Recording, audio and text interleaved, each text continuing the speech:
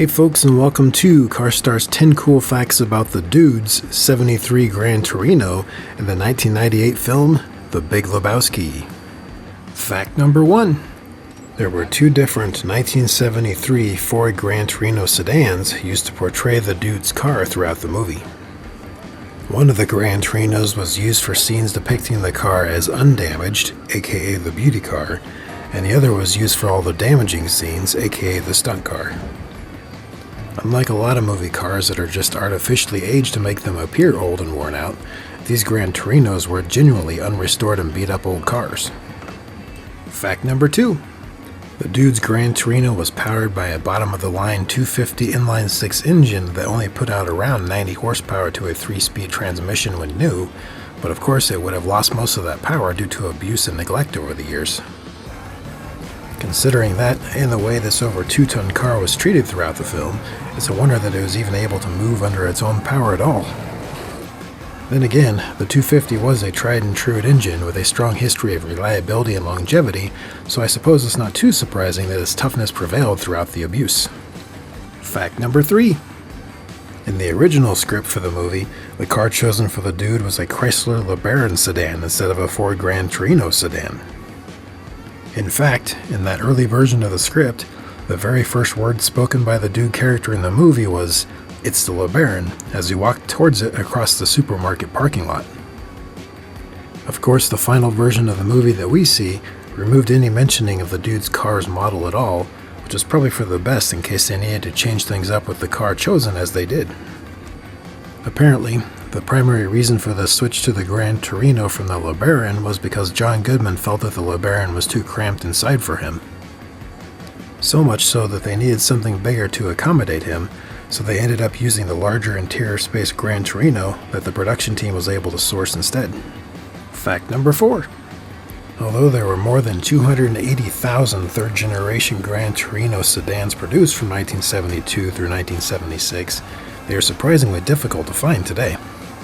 For example, at the moment after searching the most common sites of ClassicCars.com, BringATrailer.com, and even eBay for any third-generation Gran Torino sedans, there's only a single one available, which is on eBay. Then again, since sedans are typically seen as common variety family cars of their times, and do get very thoroughly used up throughout their lives, they generally don't get as praised or preserved in a way that their coupe counterparts do. Therefore, sedans more typically end up as junkyard fodder instead of being saved and or restored, as the coupes more often are lucky enough to be. Fact number 5.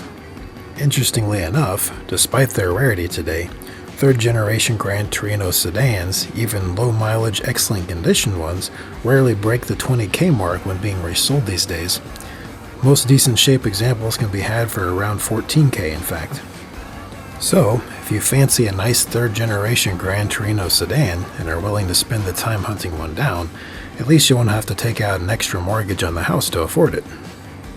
However, their two-door coupe variants in excellent condition typically sell for significantly more than 20K. In particular, the high-performance or special edition versions they can sell for well over the 40K mark today.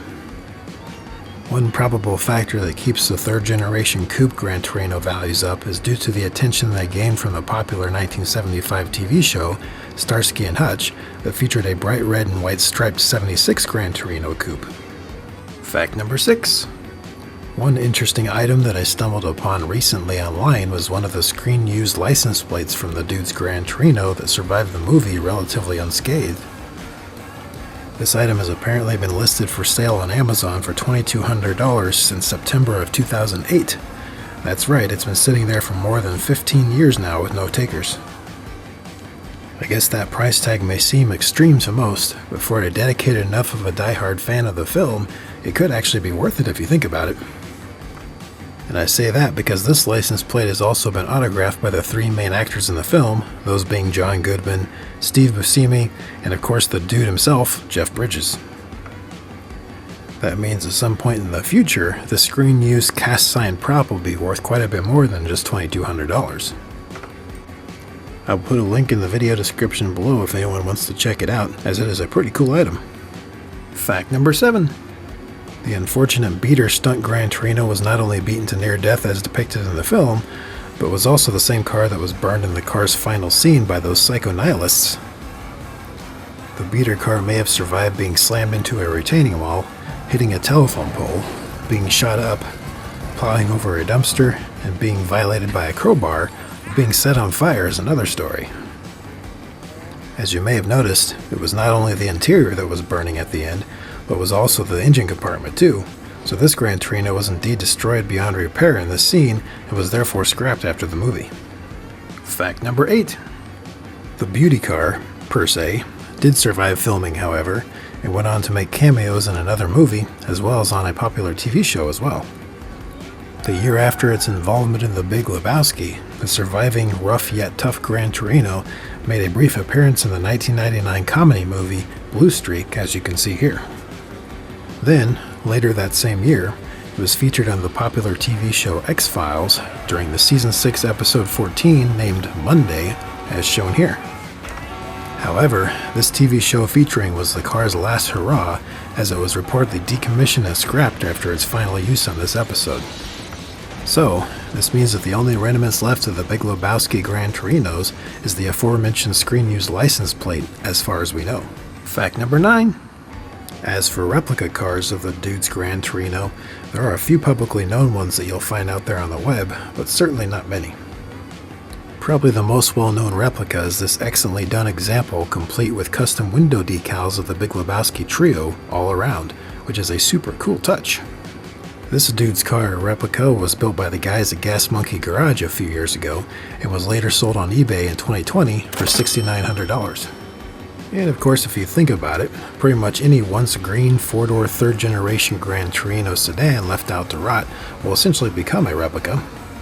Minus the crash damages, that is, like this example here that's on its way to becoming one. The toughest part is just finding a 3rd generation Gran Torino sedan in general at this point. Fact number 10.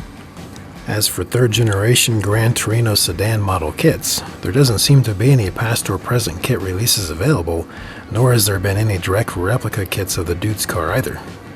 However, there are a couple of Revell model kits of the coupe version out there available if somebody wanted to create a 2-door version of the dude's Gran Torino, which would still be pretty cool.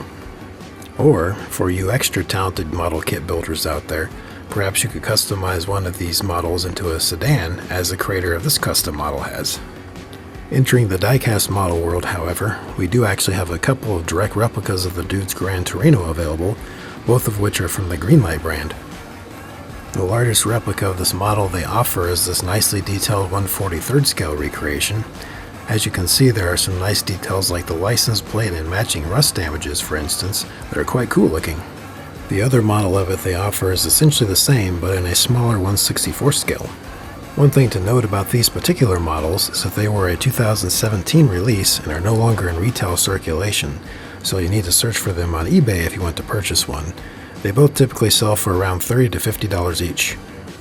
And speaking of diecast models, I have recently started a separate diecast model channel mainly to display and profile some of the different diecast vehicles I have in my growing collection if anyone is interested in checking that out. That channel is called Show and Tell Diecast, and I will put a link to the new channel in the description for those interested in taking a look.